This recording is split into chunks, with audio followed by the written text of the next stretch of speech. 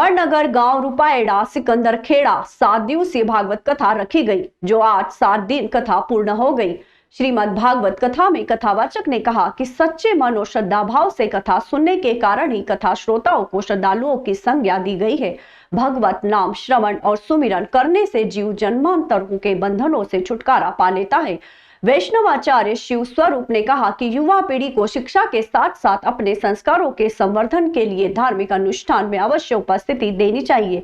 जीवन जीने की एक अद्भुत शैली को बताते हुए ये महापुराण वैष्णवों का मुकुटमणि बना है। भगवान श्री कृष्ण का शब्दमय विग्रह आध्यात्मिक रस की अलौकिक प्याऊ असंतोष जीवन को शांति प्रदान करने वाला दिव्यामृत रस या यो कहिए नर को नारायण बनाने वाली दिव्य चेतना है। इसे श्रीमद् भागवत या केवल भागवत भी कहते हैं।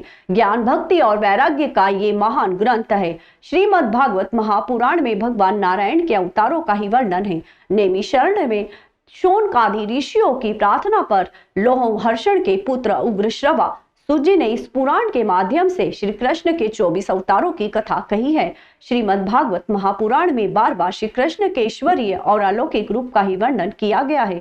इसके पठन एवं श्रवण से भोग और मोक्ष तो सुलभ हो ही जाते हैं। कहां तक कहे, भगवान के चरण कमलों की अविचल भक्ति भी सहज प्राप्त हो जाती है। मन की शुद्धि के लिए इससे बड़ा कोई अन्य साधन नहीं है।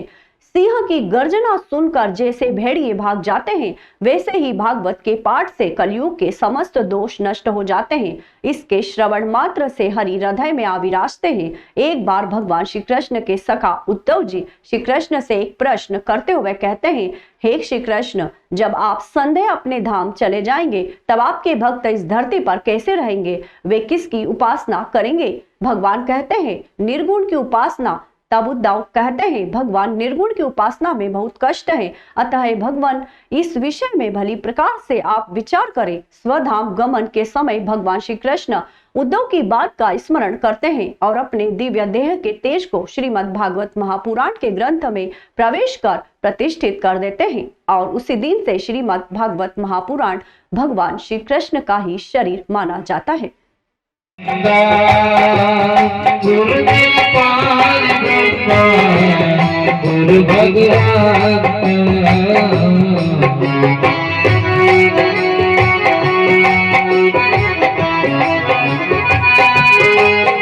गुरु मेरा पार गुरु भगवान गुरु मेरी पूजा गुरु गोविंदा गुरु मेरा पार ब्रह्मा भवानी भवानी तमेव माता पिता तमेव बंधु सखा तमेव विद्या तमेव सर्वं देव।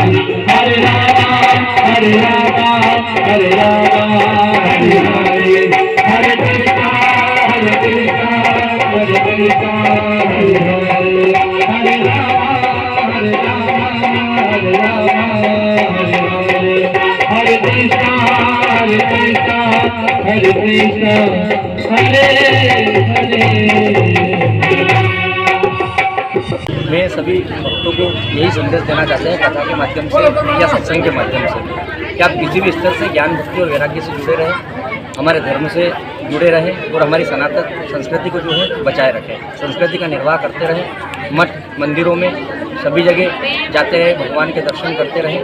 और उसके उपरांत में यहाँ पे जो भागवत कथा आयोजित थी ठिकाना खेड़ा रुपाएड़ा में, ये खेड़ापति हनुमान जी का मंदिर है। यहाँ पे भागवत कथा आयोजित थी। तो श्री रामलला का जो 22 जनवरी पे प्राण प्रतिष्ठा अयोध्या में हो रही है, उसके उपलक्ष्य में दोनों ग्रामवासियों ने मिलकर के आयोजन किया। आज यहाँ गुरुदेव भरत जी भट्ट जी की मुखारबिंद से कथा का समापन हुआ है और इस कथा के समापन अवसर पर हमारे परम पूज्य गुरुदेव भरत जी भट्ट ने जो अपनी तरफ से बीड़ा उठाया कि यहाँ पर जो स्थान अच्छा है, इस स्थान में कोई धर्मशाला या कोई चद्दर सेट बने, इस हेतु खुद आगे रहकर भरत जी भट्ट ने 5,000 रुपये अपने तरफ से देने की घोषणा करने के बाद में करीब 1.5 से 2 लाख रुपए का चंदा यहाँ इकट्ठा हुआ है। और ये आयोजन जो है रामलला का स्थापना के अवसर पर गुरुदेव के द्वारा किया गया और दोनों गांव सिकंदर खेड़ा और रुपाड़ा के दोनों सब भक्तों ने बढ़ चढ़ के हिस्सा लिया है। यहाँ भंडारा हुआ है और कथा का बड़ा हमें गुरुदेव की तरफ से आनंदित हुए हैं। गुरुदेव ने आनंदित करने वाली कथा हमको सुनाई है। इतना ही मैं कहना चाह रहा हूँ। क्या नाम आपका? बोम सिंह, हमारे में रुपाड़ा में निवास करता हूँ और मैं गुरुदेव से जुड़ा हुआ हूँ।